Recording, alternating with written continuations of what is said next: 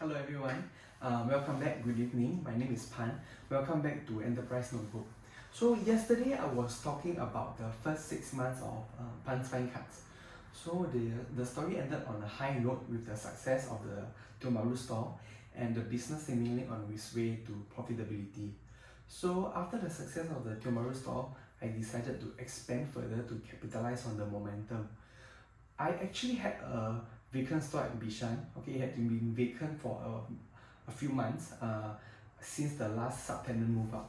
So I had trouble finding a new tenant, and I thought I might as well operate the place myself because uh, at the time there wasn't any beef store in Bishan. Okay, so I spent about 10K to redo the place and buy equipment. So I had to repaint the place, I had to redo the drain because it had been stuck for quite some time.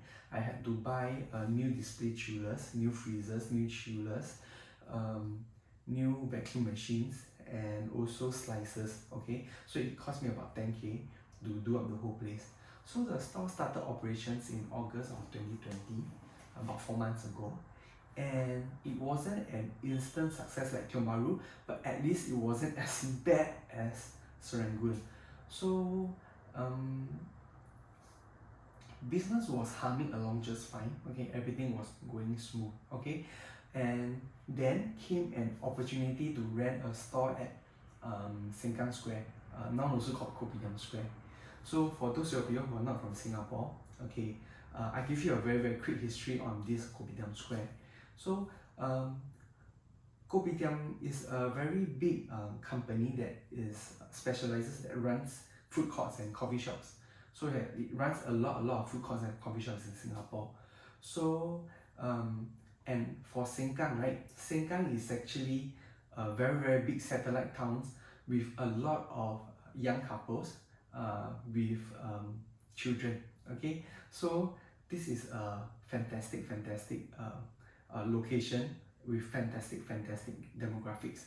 So there was a tender by the Singapore government about slightly more than 10 years ago. I can't remember the exact year, maybe 2008, 2009, about there, more than 10 years ago, to run a hawker center come dry market at Sengkang, and it was right at the heart of Sengkang, right beside Campus Point, which was a very big shopping center. So everything seemed so fantastic. Everything seemed like to fall into place. Okay, so it was the first such development in so many years. It's like, wow, this is a once in a decade chance, you know. So Kopitiam actually won the tender to run this particular development at a cost of 500K per month. So they had to pay 500K rent to the government to operate the whole place per month. So what I heard, okay, this is rumor, hearsay, this is, I don't know whether it's true or not, but from what I heard, right, the next highest bidder actually bid 250K. So that meant Kopitiam actually grossly overpaid for the rental space. Okay, and what I heard, rumors again now, what I heard was that the second place winner actually approached Kopitiam to work out a deal where Kopitiam will give up their bid, and then they will work together to run that unit, that development at 250K. And in this arrangement, Kopitiam will run the hawker side, will run the cooked food side, while this particular company will run the dry market side, because that was their specialty. But Kopitiam didn't go with this arrangement. It went ahead to run that development at 500K per month. So it was a big massive disaster. Okay, there were so many cock-ups initially. Okay, there was problem with the parking. They forced people to use their Kopitiam card, so you can't pay cash when you went to eat at that particular hawker center.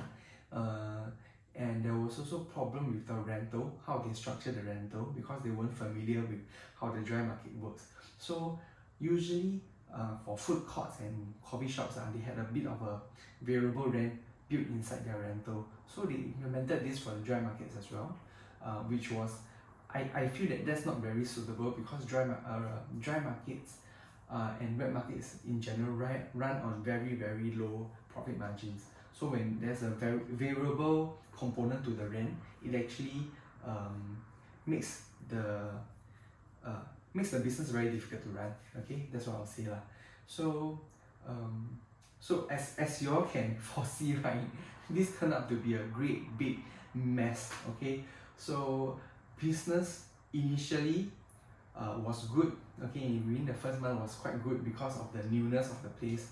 People went there to see, take a look. Wow, cause everybody was curious. Then business just plateaued. Not plateaued. Sorry, business fell off a cliff. Sorry, yeah, not plateaued. Business fell off a cliff. So what happened was that a lot of hawkers, okay, that staked their future there, a lot of them went bankrupt. Same with the grocery side, same with all the wet market side. Okay, a lot of stores actually gave up within the first year. So I think probably maybe more than 50% of the stores gave up their businesses within the first year. And the footfall also almost completely dried up. So it was a big mess for many years. But luckily, Kopitiam is a very big company. It was able to tank that financial hit, this big hit. Okay, but it was very messy for many years. So from what I've heard, again, rumors from what I've heard, they've negotiated a rental reduction with the government, which was approved, and they've actually ramped up a bit of marketing for the place. They've redone a bit of the operations, the structure and everything. So there's lesser stores now, okay, and lower rental, okay. So the stores have been more or less stable over there. The footfall is slightly higher than before. So I think it has more or less stabilized for Kopitiam and that place in general. So back to Punch Fine Cuts, okay. So that was a brief history of Kopitiam Square in Sengkang. So we had a chance to rent 2 units at about 2.5k net at Sengkang Square. So 2.5k for that 2 units, which was rather spacious. I felt at the time wasn't too expensive. Okay, we anticipated it to be successful. Okay, considering the factors of its location and its demographics, the exact same factors, right, that blinded Kopitiam in the first place, blinded us. Okay, so we took on the lease. Okay, we moved in. Okay, we same thing. We spent a bit of money on the setup. Okay, and then we moved in mid of October. Okay, anticipating it to be a massive success. Okay, because we've got a little bit of momentum from our 3 stores. So this move nearly bankrupted Punch Fine Cuts. So business was extremely horribly bad. Okay, so there was a day, a day with the first week when we opened, there was one of the day, right, within the first week, right, where you won't believe one, we did $3 in sales for the entire day. That we did $3 in sales. Now, when you sell beef, right, you also don't know how to sell $3 worth of products. You know, you cut a slice of ribeye or you cut a slice of sirloin, no matter how thin you cut it, when you weigh it, it's easily $8 to $10. So I don't even know how you get a $3 sales. Probably just a scoop of minced beef or something like that. So it was ridiculously bad. Okay, so it was a big shock. I nearly had a heart attack when I saw the sales number. It was $3 for the whole day. I have never seen anything so bad, right, in my 10 years of running various kind of retail businesses. So it was ridiculous, basically. So to salvage this, we went very heavy on marketing, promoting the place. I know I did voice my displeasure, sometimes my disdain at a lot of businesses out there who fake it till you make it. Okay, but I have no choice. I have to do it myself. So I also I also employed Fake It Till You Make It. So what I did was that we came up with a Facebook ad, which is like, oh right, thank you for all your tremendous support. We had our opening weekend was wonderful. We did such good business. We had such good footfall. Thank you everyone for all your tremendous support. And then we had some very good pictures of that place itself. Okay, and then and then we boosted it, and we boosted it and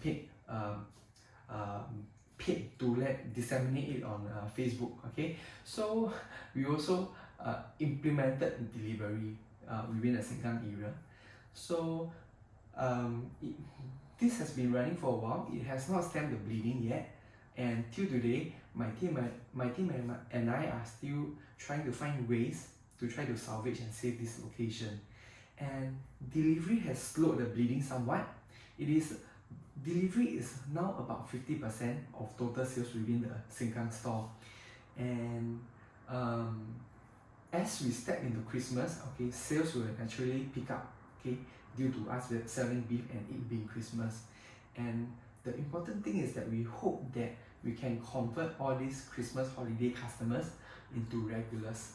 And I'm taking it one day at a time, okay? Pan's Fine Cuts is in a very delicate condition at this time, and I hope that we can nurse it in a good health. Okay, nearly bankrupted it.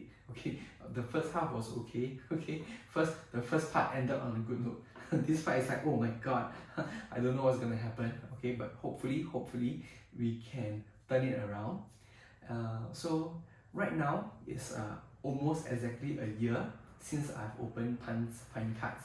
Okay, I don't know what the next year will bring, and hopefully it will be better, of course. I mean, hopefully and I will continue to share my journey of operating and running Pan's Fine Cuts, okay, with you as I go along. Okay, and that's all for today. My name is Pan. Thank you for watching my Enterprise Notebook. I'll see you all tomorrow. Bye bye.